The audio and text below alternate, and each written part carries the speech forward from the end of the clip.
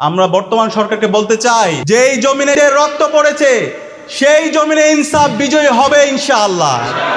এবং যারা রক্তের সাথে যারা গাদ্দারি করবে তারা ধুলোর সাথে মিশে যাবে। সুতরাং আপনাদের সুযোগ আছে সবাইকে সাথে নিয়ে জুলাই বিপ্লবের শহীদদের যে আকাঙ্ক্ষা, গণভোটের যে জনরায় এসেছে সেই জনরায় আপনারা বাস্তবায়ন করেন। এই জুলাই বিপ্লব নিয়ে আমরা অনেক বয়ান শুনতে পাই, অনেক মানুষ, অনেক ব্যক্তি, অনেক রাজনৈতিক দল নিজেদেরকে জাহির করে মাস্টার মাইন্ড হিসাবে, হিরো হিসাবে। কিন্তু আমরা বিশ্বাস করি এই জুলাই বিপ্লব ছিল সরাসরি আল্লাহর পক্ষ থেকে সাহায্য। এই জুলাই বিপ্লবে মূল নেতা ছিল, মূল হিরো ছিল আমাদের শহীদরা। শহীদ আবু সাঈদ, শহীদ আলী রায়হান, শহীদ ফয়সাল আহমদ শান্ত, শহীদ ওয়াসিম রায় ছিল এই বিপ্লবে আমাদের মাস্টার মাইন্ড। এই শহীদদের কথা যেন আমরা সবসময় শ্রদ্ধার সাথে স্মরণ করি এবং এই শহীদ পরিবারের কথাগুলো, তাদের আকাঙ্ক্ষার কথাগুলো আমরা যেন সবসময় শ্রদ্ধার সাথে স্মরণ করি। এই বিপ্লব যখন হচ্ছিল সেই বিপ্লবের শুরু থেকে একদম শেষ পর্যন্ত নীতি নির্ধারণ এবং মাঠ পর্যায়ের সমন্বয়ের সাথে আল্লাহ তাআলা আমাকে কিছু কাজ করার সুযোগ দিয়েছে। বিপ্লবের কঠিন সময়ে 15 জুলাই ঢাকা বিশ্ববিদ্যালয়ে ছাত্রলীগ, যুবলীগ এবং খুনি হাসিনার পেটোয়া বাহিনী যখন বিশ্ববিদ্যালয়ের শিক্ষার্থীদের উপর হামলা করছিল, যখন আমরা আমাদের আহত ভাই বোনদেরকে নিয়ে ঢাকা মেডিকেল কলেজে তাদেরকে আহত অবস্থায় নিয়ে যাচ্ছিলাম, তাদের ট্রিটমেন্টের ব্যবস্থা করছিলাম, যখন ঢাকা মেডিকেল কলেজের ইমার্জেন্সি ইউনিটের সামনে আমার আহত বোনদেরকে নিয়ে, ভাইদেরকে নিয়ে আমরা দাঁড়িয়েছিলাম, সেই ঢাকা মেডিকেলের ইমার্জেন্সি ইউনিটের সামনে ছাত্রলীগ, যুবলীগের সন্ত্রাসীরা আমাদের ভাই বোনদের উপর হামলা করেছিল। সেই সময়ে, সেই কঠিন সময়ে আমাদের এই ভাই বোনদের ট্রিটমেন্টের ব্যবস্থা করার জন্য বিভিন্ন প্রাইভেট ক্লিনিকে ট্রিটমেন্টের ব্যবস্থা করার জন্য ঢাকা মহানগর বাংলাদেশ জামাত ইসলামী দায়িত্বশীল আমাদেরকে সার্বিকভাবে সহযোগিতা করেছিল।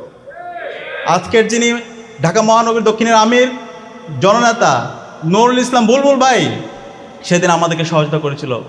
ডক্টর শফিকুল ইসলাম মাসুদ ভাই সার্বিকভাবে আমাদের খোঁজখবর নিয়েছিল এবং ইসলামী ছাত্র শিবিরের সাবেক কেন্দ্রীয় সভাপতি মঞ্জুরুল ইসলাম ভাই, দেলোয়ার হোসেন সাইদি ভাই আমাদের সার্বিকভাবে কোন হাসপাতালে যাবে, কোন ইমার্জেন্সি ইউনিটে তাদেরকে রাখবো এবং অ্যাম্বুলেন্স থেকে শুরু করে সব কিছু আমাদেরকে ম্যানেজ করে দিয়েছিল। সেই ইতিহাসের কথা আমাদেরকে জানতে হবে, আমাদের এই অবদানের কথা আমরা আজীবন শ্রদ্ধার সাথে স্মরণ করব।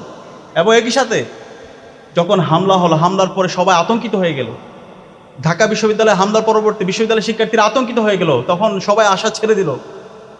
তখন আমাদেরকে আবার নতুনভাবে আশা জাগিয়েছিল ইসলামী ছাত্র শিবিরের তৎকালীন কেন্দ্রীয় সভাপতি।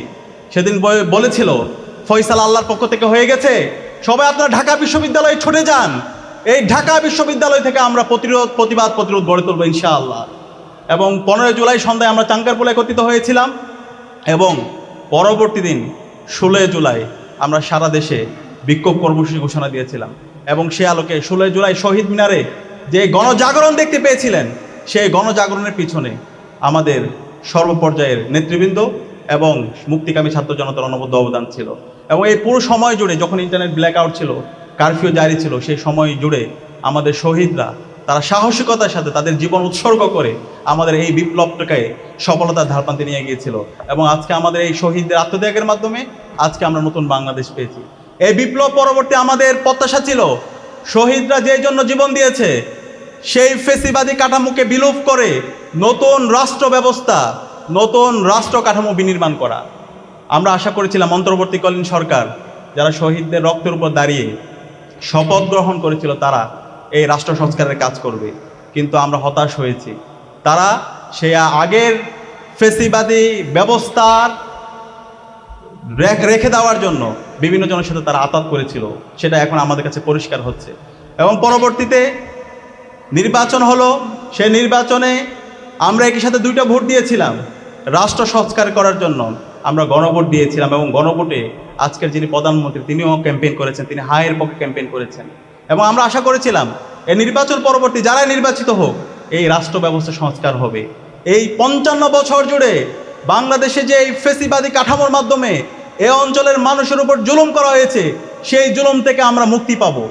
কিন্তু আমরা হতাশ হয়েছি যে এই গণভোটে জনরায় এসেছে, সেই জনরায়কে এখন বর্তমান সরকার তারা অস্বীকার করছে।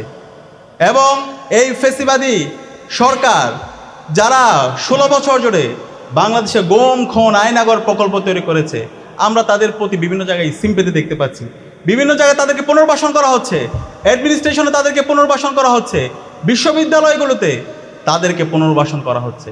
আমরা সাবধান করছি। 2 লক্ষ টাকা দিছে আমাগরে, সাংবাদিক ভাই বোনেরা জানেনও না। অনেকে দেখি একটা গেঞ্জি, 1 পোটলা মুড়ি, 1 পোটলা বিস্কুট বা কিছু চিরা মুড়ি দিলে কোনার মধ্যে ধরে রাখে, যতক্ষণ পর্যন্ত ছবি না ওঠে ততক্ষণ পর্যন্ত ছাড়ে না।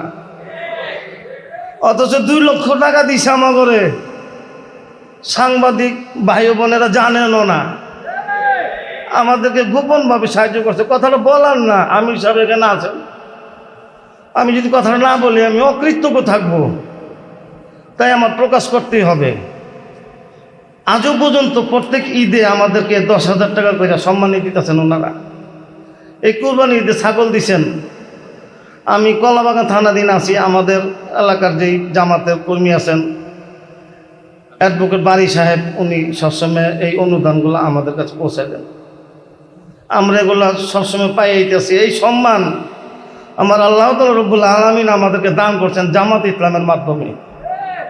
বাংলাদেশের ভিতরে আর কেউ আমাদের এই পর্যন্ত এত সম্মান আমাদেরকে আর কেউ দেয় নাই।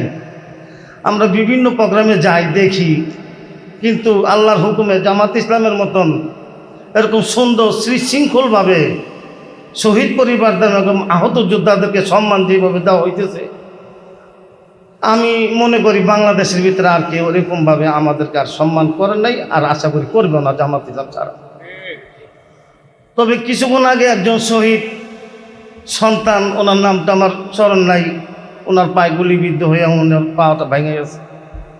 বাবা, তোমার উদ্দেশ্যে আমি বলতে চাই, আমাদের রক্ত ঘাম ঝরা টাকার পয়সা দিয়ে বাংলাদেশে অস্ত্র গুলি কিনা আমার সন্তানদের গুলি করছে।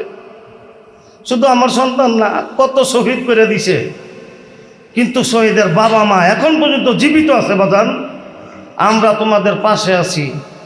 আমরা প্রয়োজনে আমরা যদি বিচার না পাই আবারও আমরা রাজপথে নামতে বাধ্য হব। তোমরা শুধু আমাদের সাথে থেকো। আমরা শহীদের বাবা মারা সামনে সারিতে থাকবো।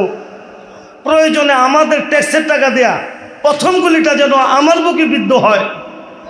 আমরা শহীদের বাবা মারা সবসময় প্রস্তুত আছি আমাদের সন্তানদের ন্যায্য বিচারের দাবিতে। প্রয়োজন হলে আমরা আবারও তোমাদেরকে নিয়ে রাজপথে নামতে বাধ্য হব। আমরা শুধু আমাদের সন্তানদের বিচারটা চাই। এই বলে আমার বক্তব্য শেষ করছি। কারণ মাইকের সামনে কথা বলতে পারি না, যদি ভুল ত্রুটি হয়ে যায় আল্লাহ ক্ষমা করে দিবেন। আসসালামু আলাইকুম ওয়া রাহমাতুল্লাহি ওয়া বারাকাতুহু। তারা অনেক সন্তান বুক থেকে কেড়ে নিয়েছেন, তাদের বিচার আমরা পেলাম না। আজকে আমাদের নিয়ে ট্রাইব্যুনালে যেই হলো, আমরা সাক্ষী দিলাম, আমরা সব কিছু করলাম, আমাদের কোনো মূল্যায়ন নেই। এখন কেউ আমাদের ডাকে না, কেউ আমাদের ভালোবাসতে চায় না। এখন আর প্রতিটা অফিস আদালতে এখন অন্য চোখে দেখে, বাঁকা চোখে দেখে। খুব কষ্ট লাগে ভিতরে। একটা মাত্র সন্তান হারিয়েছি, জ্বালা যন্ত্রণা বুঝি। আমাদের কান্না এখনো থামেনি। আপনারা আছেন প্রতিনিয়ত, বাংলাদেশ জামাতে ইসলামে আমাদের প্রতিটা ঘরের খবর নেই, আমাদের কেউ ভালোভাবে দেখে না।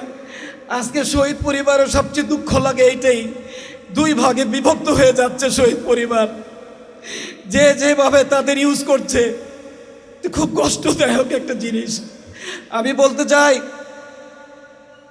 প্রেসিডেন্ট সাহেব তারেক রহমান সাহেব, আপনাকে আমি বলি, আপনি একজন আদর্শ সৈনিকের সন্তান, আপনি একজন আদর্শ প্রেসিডেন্টের সন্তান। আপনি আমাদের অস্বীকার করেন না, আমাদের জুলাই সদনটা বাস্তবায়ন করেন। আল্লাহ তো উপরে একজন আছেন, আপনি দেখবে আল্লাহ। আপনারা আমাদের জুলাই সদন নিয়ে হাসি ঠাট্টা করেন না, আমাদের জুলাই সদনটা বাস্তবায়ন করেন। আমরা অনেক কষ্টে আছি, অনেক দুঃখে আছি, আপনারা আমাদের পাশে থাকেন। আমাদের এই শহীদ পরিবারের রক্তের কান্না এই মাস ভরে, যাদের মার বুক খালি হয়েছে, এখানে অনেক শহীদ পরিবার আছেন, অনেক পঙ্গু শহীদ পরিবার আছেন, অনেক অসহায় মানুষ এখানে আমাদের মাঝে আজকে ডুবে আছেন। বেশিরভাগ সবচেয়ে বেশি কষ্ট হয়েছে যারা আহত পরিবার, যাদের সন্তানরা আহত হয়েছে, এখন কাতরাচ্ছে ঘরের মধ্যে, চিকিৎসার জন্য তাদের কোনো ব্যবস্থা হচ্ছে না। খুব কষ্টদায়ক। আমি যতগুলি প্রোগ্রামে গিয়েছি, আমি দেখেছি তাদের প্রতি মূল্যায়ন খুব কম হয়। তারা খুব কষ্টে আছে, তাদেরকে একটু লক্ষ্য করে দেখেন আপনারা, তাদের প্রতি একটু সহানুভূতিশীল হন। আমাদের শহীদ পরিবার যারা আছেন তারা প্রতিটা প্রোগ্রামে যায়, প্রতিটা ইয়েতে যায়। আমি অনেক প্রোগ্রামে যাই, কিন্তু আমি ঢাকা বাংলাদেশ জামাতে ইসলামের মতো এত মূল্যায়ন, এত ভালোবাসা, এত আন্তরিকতা, তারা বাসার খবরও নেন যে কোন শহীদ পরিবার কিভাবে কেমনভাবে আছেন, সব খবর তারা দেয়।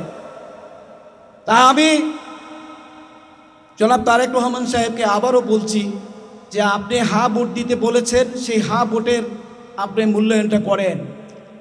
আপনি দেশের জন্য এমন একটা কিছু দেন যেন মানুষ আপনাকে মনে রাখেন যে একটা সৈনিকের ছেলে আপনি। আমি চাই আল্লাহ আপনার উপরে ভালো কিছু আশা করেন এবং দেশে 5 বছর আপনি ভালো করে কাজ করেন। আপনারা কোনো কিছুর মধ্যেই আমাদের শহীদ পরিবারদের নিয়ে কোনো রং তামাশা করেন না, কোনো হাসি ঠাট্টা করেন না, কোনো অন্য চোখে দেখেন না।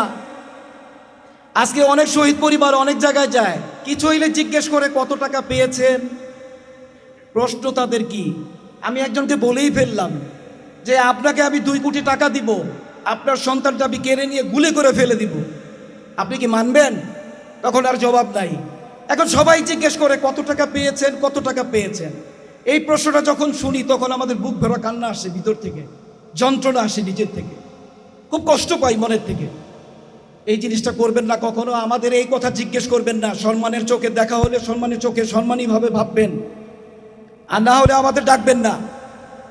তাই এখানে উপস্থিত সবাই আছেন, আমি সবার উদ্দেশ্যে একটা কথাই বলি, আমরা প্রতিটা শহীদ পরিবারের প্রতি লক্ষ্য রেখে আজকের এই সভায়, আজকের এই দোয়া মাহফিলে সবাই আপনারা শহীদ পরিবারের জন্য দোয়া করবেন এবং আগামী দিনগুলো যেন শহীদ পরিবারের জন্য ভালো কিছু হয় সেটা দোয়া করবেন। এবং যারা পঙ্গু পরিবার তাদের জন্য অবশ্যই চিন্তা করবেন আপনারা। আমি অন্য কিছু বলবো না, আপনাদের উদ্দেশ্যে একটা কথাই বলি, এই দেশকে যারা পরিচালনা করতে চায়, দিল্লির পরিচালনায় এই দেশ চলবে না। দিল্লি চায় যেভাবে, যে তাদের মন গড়া ভাবে তারা চালাইতে চায়, কিন্তু আমরা কখনো আমরা দিল্লির পরিবার আমরা চলতে চাই না। আমরা দিল্লির আয়োজন করতে চাই না, এখানে কেউ দিল্লির ভাষায় কথা বলবে সেটাও আমরা চাই না। আমি আর কিছু বললাম না, তবে আমি শহীদ পরিবার হিসাবে প্রতিটা শহীদ পরিবারের মর্যাদা আমি চাই, এবং এই বাংলাদেশে যতদিন থাকবে এই শহীদ পরিবারদের মর্যাদা দিতে হবে সবারই। নালে আমরা সব হারিয়েছি, আমাদের হারানোর আর কিছুই নাই। আর ভয় আমরা কখনোই পাই না, কখনো ভয় আমরা পাই না। এই বলে আমার বক্তব্য শেষ করছি। আসসালামু আলাইকুম ওয়া রাহমাতুল্লাহি ওয়া বারাকাতুহু। আলহামদুলিল্লাহ।